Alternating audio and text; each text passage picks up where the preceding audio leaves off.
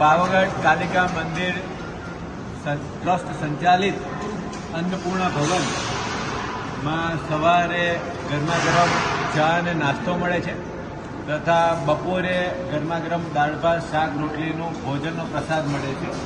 Token પેટે એના 20 રૂપિયા જે લેતા હોય છે વ્યવસ્થાના ભાગરૂપે.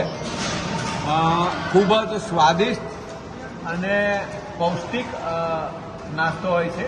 તો સર્વે ભાવિ ભક્તો જે લોકો પાવાગઢ કાલિકા માતાજીના દર્શન માટે આવે છે એમને અમે સજેસ્ટ કરીએ છીએ કે આપ આવો, માતાજીના દર્શન કરીને જો આપ સવારના સમયમાં હો તો અચૂક અહીંયાથી નાસ્તો કરીને જજો, અને જો બપોરના સમયમાં તો અચૂક અહીંથી શુદ્ધ ભોજન પ્રસાદી રૂપે લઈને જજો, જેથી આપના દર્શન થાય.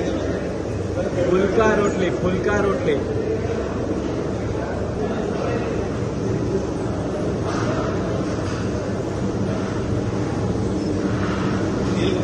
અન્ન ક્ષેત્રમાં ફુલકા રોટલી